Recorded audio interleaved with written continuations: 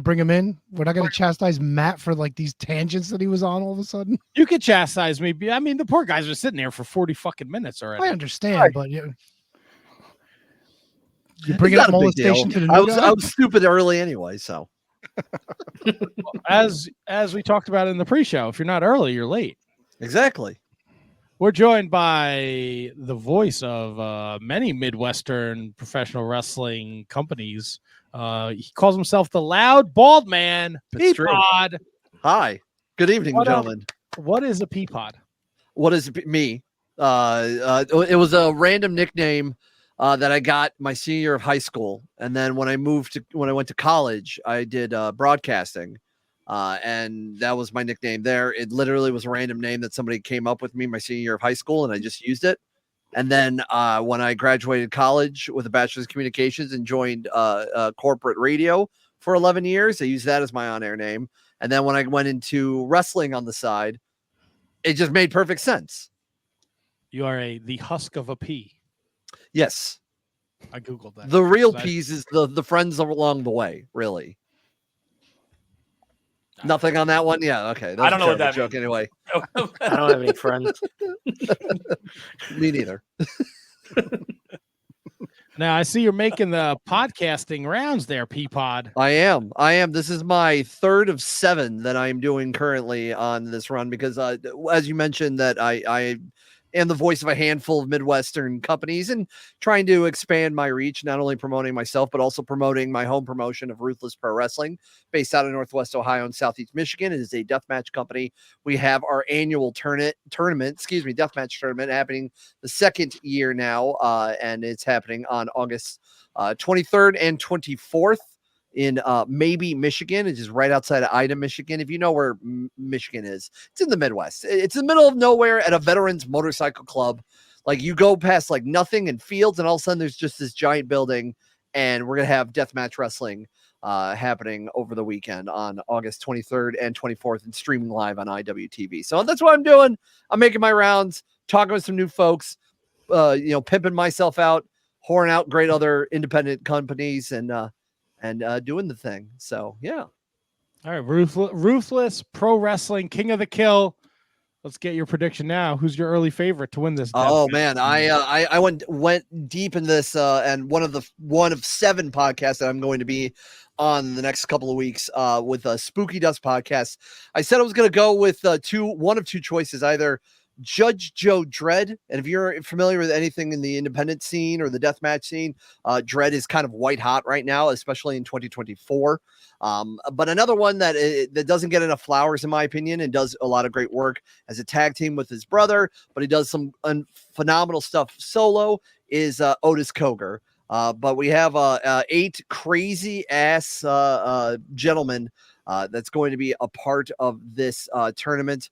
We have Brooklyn Black Death, Casanova Valentine. We have our RPW Rust Belt Deathmatch World Champion. He's currently in the UK right now defending it. The choke artist, Lou Nixon. We have one of the finalists from last year's tournament, Dr. Redacted. We have the Bulldozer, Matt Tremont, absolute legend in the deathmatch circuit. We have the human meat grinder known as Schlack, and the old timer, Jeff King. And they're all going to be competing for a gorgeous title belt that we've done as a prize this year. We don't do like cups or medals or anything like that. They have these phenomenal custom made one of a kind title belts made by Hyperion Championship Belts. And that's what they're fighting for. Plus, we got some other non-tournament action. We are having our friends at Flophouse Wrestling do the night before as kind of a precursor. For those who like the green, and I'm not talking about salads, we'll have an all-night smokeout hosted by 4-time former Stanley Cup winner Darren McCarty, and the man who's behind Flophouse, Schwartzy, going to do a smokeout. Plus, Severin Films going to be doing a all-night horror movie marathon. And then on Saturday, the day of the tournament, we'll have live music, vendors, food, weapons making with a lot of our crew in our PW, and then we'll do the tournament, and the shows will be live on IWTV. So if you are in the Michigan area or want to travel, if you're kind of a couple of states away, ruthlesspro.com, or you can watch live on IWTV. What goes into a weapons making situation? It's more like making like either like cleaning light tubes, learning how to like string up certain items in a proper way, maybe getting certain weapons set up. I remember last year we had like 400, 500, 600 light tubes, and we were making them into like log cabins. We were duct taping them to boards. We had other people bring in weapons like, old televisions or, like computer screens and everything. A lot of breakables stuff, and just kind of, getting set up together. We had a giant, we took the frame of a trampoline, and in lieu of the bouncy part of the trampoline, we wrapped that in barbed wire. So it's like a spider web. Nice. So in the finals, yeah, I know, right? They still bounce brutal. off that too. Yeah, I've they'll seen those bounce. Yeah, they'll before. bounce. In the finals of our winner and our inaugural King of the Kill champion, Tommy Vendetta, who will be kind of like the final boss, the Shang Tsung, if you will, of this year's tournament. So the person has to go through 7 other men and then face the final boss. Well, in the finals last year, there was a huge spot where Dr. Redacted and Tommy Vendetta was on top of a U-Haul truck, and then one got thrown off the top of the U-Haul truck and landed on that spiderweb barbed wire trampoline. Will the dude in the diaper be there? Will their dude in a diaper be there? Yeah, the guy that stuck the needle through his dick. The body? No, Big the body effing will joke. not. The body will not be. He does not wrestle for us. He is not part of us. Yeah, so. that needle through the dick seems a little excessive. It's a little excessive. We do have wrestlers that have stuck needles into each other's faces. One being Chuck Stein. That's kind of a calling card of his. He'll recently at our last show called Scum of the Earth. He did a spot with Remington Roar where he stuck needles inside the cheeks of his opponent, and then Remington Roar turned it around and stuck needles in the eyelids of Chuck Stein. It was kind of brutal. It made me a little uneasy, and I've called some uneasy spots in deathmatch wrestling. That one was like, all right, this is obnoxious. Did he kick out at 2? He did kick out too. Would you say that's the most painful spot you've seen? I've seen people get dropped on dry ice. I've seen John Wayne Murdoch against Yusaku Ito from our Jersey show called Miasma. That was during WrestleMania weekend. He did a move that I think he suplexed off the top rope Ito on a styrofoam box, but that had needles sticking out of it, safety pins sticking out. So when he slammed onto it, some of them stuck into them. Yeah, deathmatch wrestling is not for the light of heart. So come a long way from the fucking Japanese tapes I was buying in the late 90s where it was like alligator deathmatch, and there's a fucking 2 baby alligators and a fish tank in the middle of the ring. I mean, if you're talking about classic, Japanese death matches, you go look at Onita with the exploding barbed wire death match, and Matt Tremont did one of those in America a few years back ago, and he's still scarred from his back and everything from some of the burns and everything. It's brutal. It's brutal. Yeah. I don't do just death matches. Ruthless Pro Wrestling is my home. But I do stuff with Flophouse Wrestling, which is a little bit of a mixed bag, fun for all. I do a family friendly promotion called Fantastic League of Wrestling, or FLOW for short. That's based out of the Indiana area, and I got a show with them later in August as well. I do some post-production work for a couple of companies, one based out of Salt Lake City, Utah, called the Lucha Project. I do stuff for another company that is about launching out of the Connecticut area called TF Crew. And I'm in talks with a couple of other companies, and I'm just I've been doing commentary for about 3 years now, and now it's on the point where I kind of want to break out more and be kind of a Swiss Army knife and a lot of my favorite independent commentators. With like going through deathmatch wrestling and then, like you say, going into kind of more of a family friendly wrestling show or more of a variety wrestling show, how does your commentary change, like your delivery, or does it? That's a very good question. I do a lot of research first off, in like backgrounds on wrestlers and background on the company and everything. I mean, with deathmatch wrestling, it's a little bit more looser, gruesome. You can maybe curse when you want to, but I try to kind of stick in the same way. You know, being a radio broadcaster for 11 years before doing, wrestling on the side, I still have that kind of that broadcasting style, and I try to present myself more of like, these people are hitting each other with very questionable objects, but at the same time, I want to give it a broadcaster style because I'm the narrator of this violence. So, I want to keep you involved. I never want to take away from what's going on. I'm not the star, the wrestlers are. I always say that commentating is like curtains on a house. When they're bad, they're very noticeable. When they're good, they just kind of tie the room together. So they kind of just flow. I like that. So I went to college for communications, took a lot of radio courses. My dad has been on the air for like 30 years in radio. What was your forte in terms of your broadcasting career? Like, and how did that prepare you for getting into wrestling? Like, were you a news guy? Were you a sports guy? Were you a weather guy? Were you So I started my first couple of years, I was running just the soundboards for sporting games. And I've never really been a sports guy. I've always been a professional wrestling fan since I was little, but I was never a sports guy. And then I transitioned after about 3 years or so, started doing weekends on a rock station.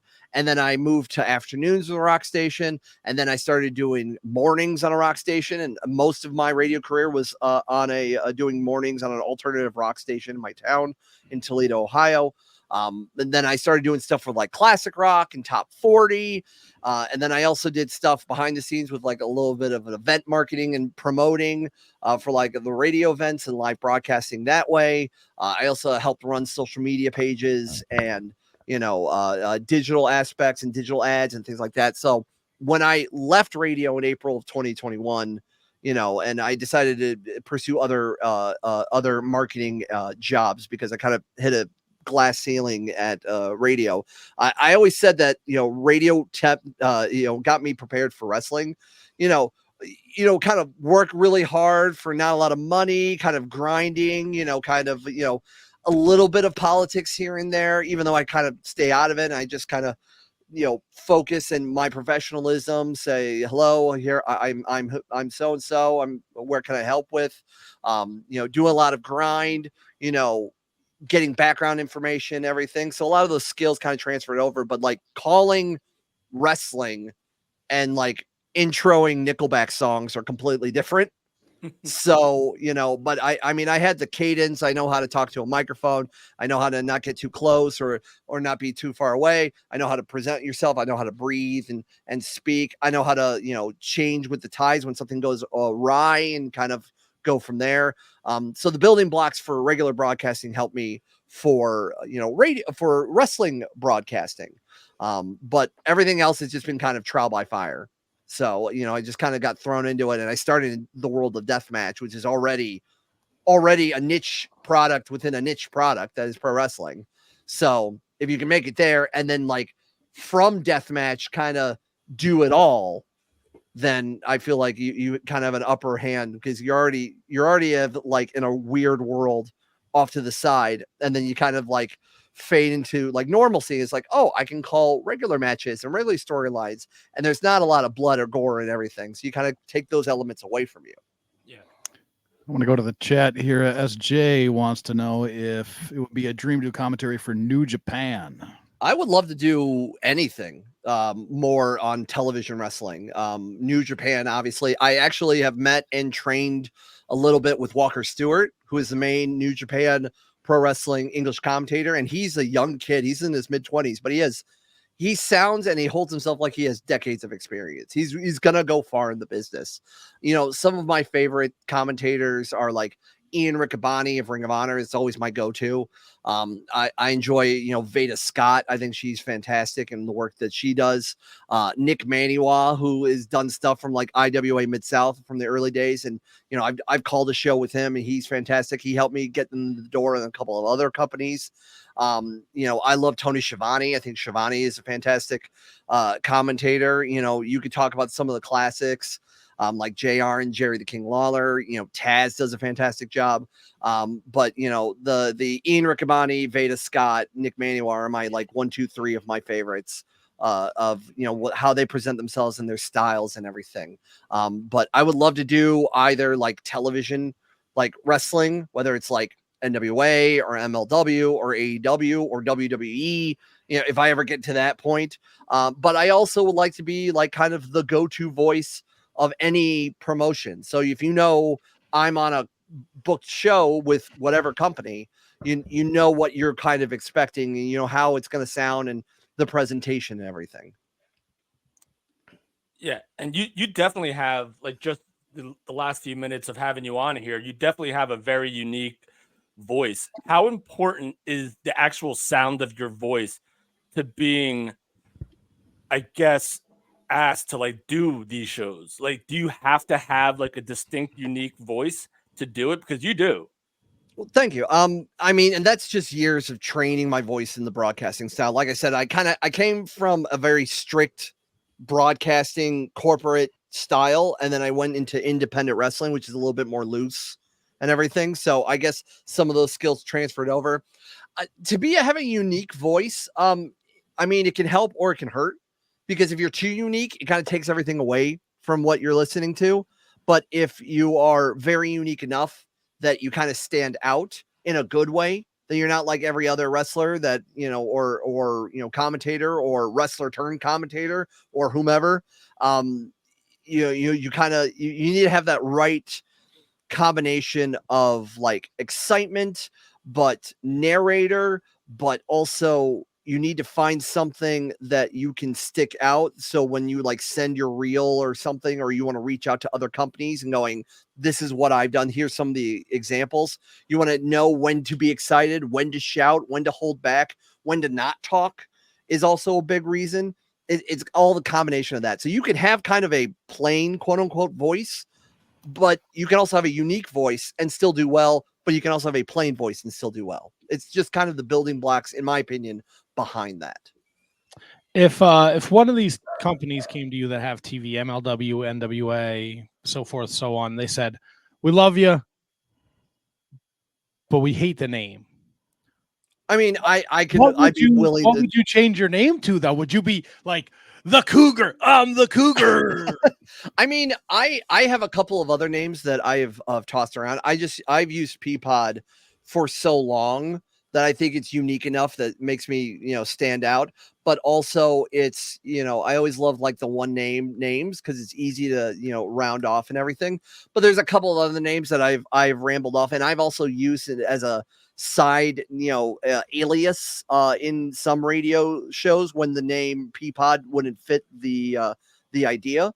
So I'd be willing to change it. It would hurt a little bit, but because I've been Peapod since the senior year of high school, which was like 2004. So, you know, a good chunk of my life, I'm 38 years old. So a good chunk of my life, if you want to do the math, what has been named Peapod, either in a professional sense or a personal sense, because a good chunk of my friends still call me that to this day. Yeah, if there's room for Excalibur, there's room for a Peapod. Absolutely. Does your wife call you Peapod? She does not. But funny story, she'll talk about me to some of our mutual friends, and because my real name is Chris, and then they go, who? And they're like, Peapod, my husband, you know, and they're like, oh, so they joke. But it also helps in our company because, funny enough, the promoter's name is also Chris, and the head of our weapons crew is also named Chris. So we have 3 Chris's in the same company. So we have to call each other something different. Luckily, I came up with a built-in nickname. The head of our crew has a nickname, so it all and our promoter is named his real name. How does one become the head of the weapons crew?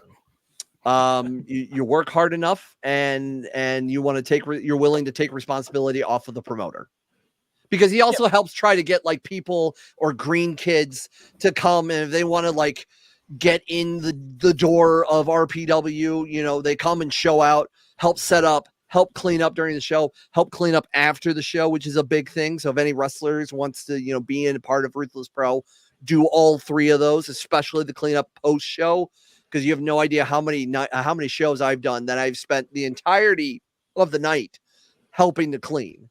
And cleaning glass and stuff in out of certain venues is quite a chore. What's the weirdest weapon you've ever seen? That's a good question. I have to think. I've seen like machetes be used. Oh. I've seen I hate carpet tacks. Carpet strips. Those are just always brutal, and I hate those. Obviously a go-to weapon is a gusset plate. If you don't know what a gusset plate is, it helps hold up foundations of homes. So it's just like a small bit of steel and steel needles, and they shove each other and sometimes in each other's faces. Nice. I've seen light tube nunchucks. So it's like just two light tubes connected to a chain. Lou Nixon likes to use those. Has the drill dough made its way out to actually, surprisingly, yes. That has happened in a couple of our matches. A drill, a dildo attached to a drill. You'll see those recently at our show called Miasma in New Jersey. It was part of a red light district death match, as we called it. Was so it a lot of Ramos? Was it Louis? What it was? Louis. Fucking innovative. Love Louis. Louis. So Louis was a part of Low Life Louis, fantastic dude, and he has been a part of our Jersey shows. So, and he's got his kid involved with him now. They're a tag team called Cum. Yeah, Cum. Yeah, it's like any other father and son playing with Legos. The two of them just fucking trying to figure out ways to make dildos deadly weapons. Exactly. It's fucking fantastic. I got nothing else to add. What else can you say about Louis? Oh, it was perfect. It was absolutely perfect. Peapod, this has been an absolute pleasure. You can follow Peapod at Peapod calls. The number 4 and the letter U, and that's on all the socials. And also, you can do the same username, but then add @gmail.com at the end of it, and that's how you can go for booking. Ruthless Pro Wrestling King of the Kill 2. That is happening August 23rd and 24th with Flophouse beforehand, and then King of the Kill on the 24th, and that's live on IWTV. And then check out Fantastic League of Wrestling on August 31st in Monticello, Indiana. And then I'm also part of Divine's Women's Pro Wrestling. That's happening in September, an all women's promotion. I'll be doing commentary for that as well. That's happening in Wyandotte, Michigan. And then just follow me on social media if you're interested in a loud bald man that calls himself a vegetable.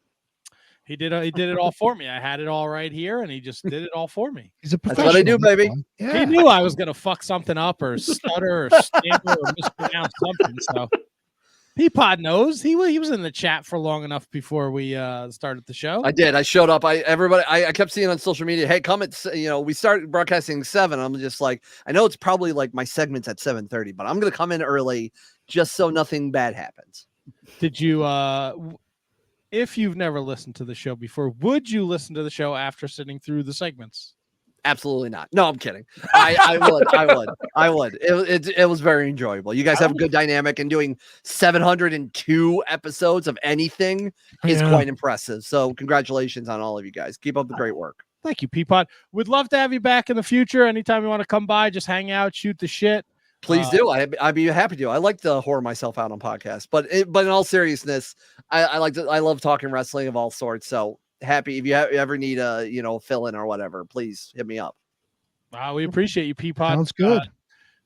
be sure, guys, follow Peapod. If you're watching on YouTube, all his information has been scrolling across the bottom of the screen. So be sure to follow and check out Peapod, and check out King of the Kill too. I know Tony just did the XPW show a couple months ago, so maybe Tony's moving towards the deathmatch stuff. So maybe if you watched XPW, RPW, I like to call ourselves professional degenerates.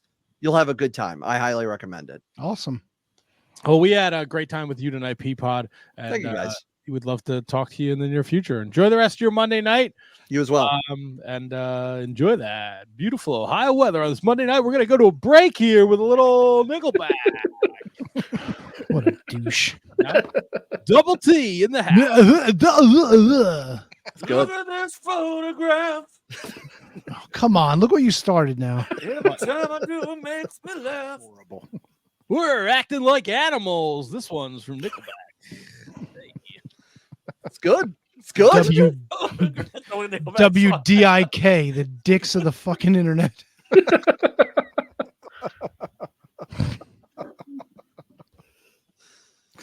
Thank you, Peapod, man. You have Thank you very much.